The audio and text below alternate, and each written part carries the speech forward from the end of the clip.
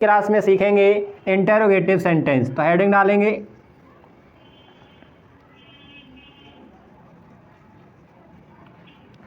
Interrogative sentence.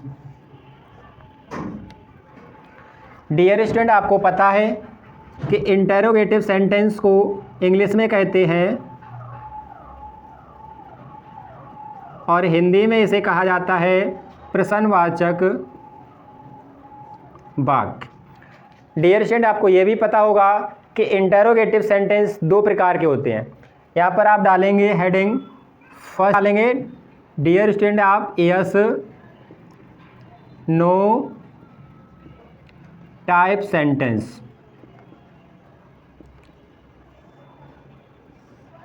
Dear student, yes no type sentence किसे कहते हैं?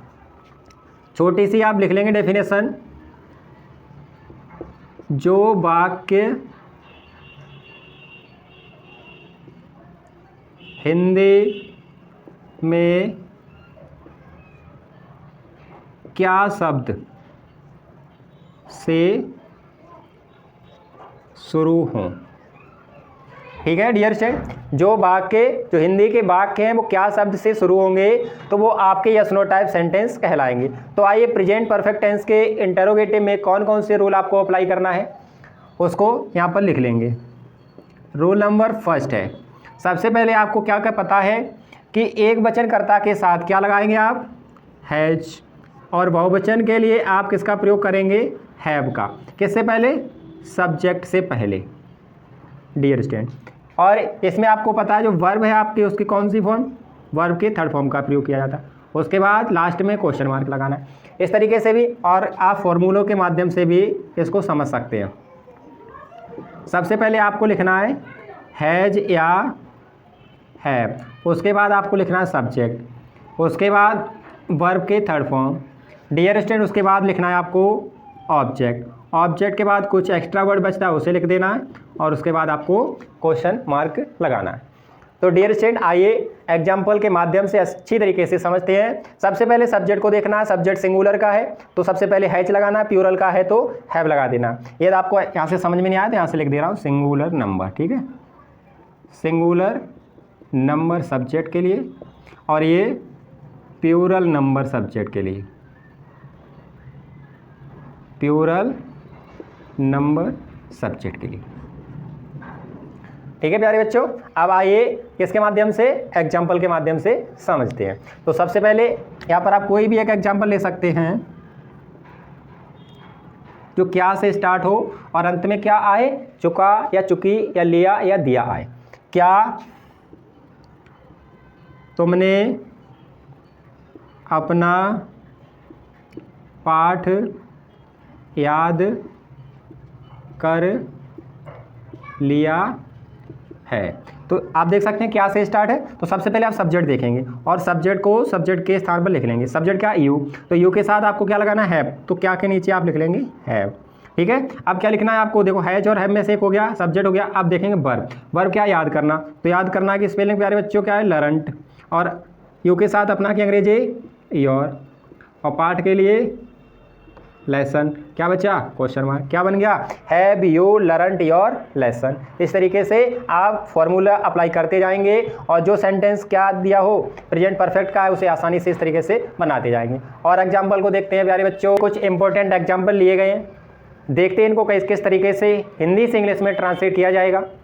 डियर स्टूडेंट, जो एग्जाम्पल आपके सामने लिखे गए हैं आप अपनी नोटबुक में लिखते चलें और साथ ही साथ बनाते चलें। उसके बाद जो हमारे द्वारा बनाया हुआ होगा उससे मैच करते रहें।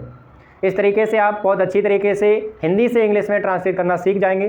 तो आइए, पहला सेंटेंस है आपके सामने, क्या तुम खिलौना खरीद चुके हो। तो इसमें सब्जेक्ट क्या है, आपको पता है तुम, तो तुम की अंग्रेजी होती है यू, और आपको पता है क्या है ये प्लूरल है, तो प्लूरल के साथ आपको बताया गया क्या लगाना है, और सिंगुलर के लिए क्या लगाना है प्यारे बच्चों, हैज लगाना है। ठीक है, तो प्लूरल के साथ क्या आ जाएगा, सबसे पहले हैव, तो ये सेंटेंस क्या हो गया अभी तक, हैव यू, खरीदना की अंग्रेजी होती है बाई, और थर्ड फॉर्म हो जाएगी बाउट।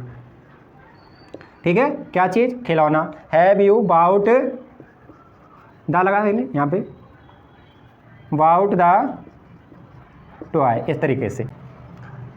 क्या माँ कार्यालय नहीं गई है? तो क्या के लिए सबसे पहले माँ देखेंगे, तो माँ की अंग्रेजी द मदर। और अब पता है प्यारे बच्चों माँ क्या है, सिंगुलर है, तो सबसे पहले क्या लिखेंगे आप, हैज द मदर, और इसमें नोट भी है तो सब्जेक्ट के बाद नोट लगा लो। जाना की अंग्रेजी गो थी, लेकिन यहाँ पर आपको चाहिए थर्ड फॉर्म, गॉन टू, और कार्यालय के क्या होगी प्यारे बच्चों, ऑफिस, उसके बाद क्वेश्चन मार्क। ठीक है, अगला सेंटेंस आपके सामने, क्या उसने ताजमहल नहीं देखा है? किसने? उसने, तो ये आपका सब्जेक्ट हो गया। उसने की अंग्रेजी आप यहाँ पर ही लिखेंगे, से भी लिख सकते हैं प्यारे बच्चों, और ही आपको पता है सिंगुलर है, तो इस कंडीशन में सबसे पहले हैज ही, और सब्जेक्ट के बाद इसमें जब नहीं दिया तो नोट लगा लो। देखना की अंग्रेजी सी होती है, लेकिन थर्ड फॉर्म चाहिए आपको सीन। क्या चीज़? द ताजमहल। डियर स्टूडेंट, उम्मीद करते हैं कि ये सेंटेंस आपको अच्छी तरीके से समझ में आ रहे होंगे। अगला सेंटेंस है, क्या वे बाजार गए हैं?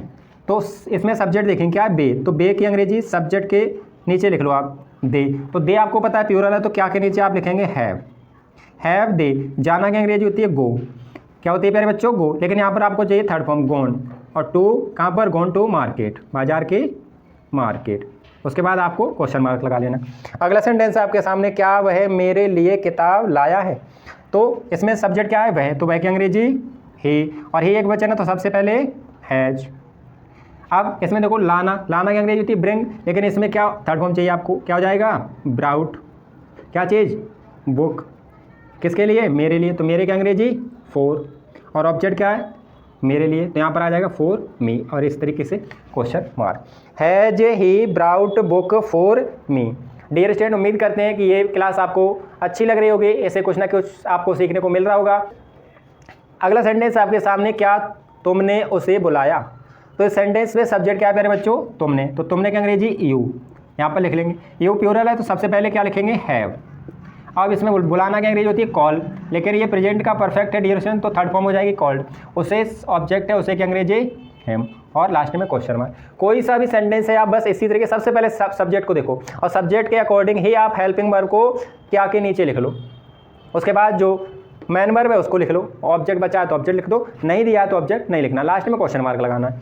अगला सेंटेंस है, क्या बे भाग गए हैं? तो बे की अंग्रेजी दे, और दे क्या है, प्लूरल है, तो सबसे पहले क्या लिखेंगे बच्चों, हैव। अब देखो भागना की क्या होती है, रन, और गए रन अवे।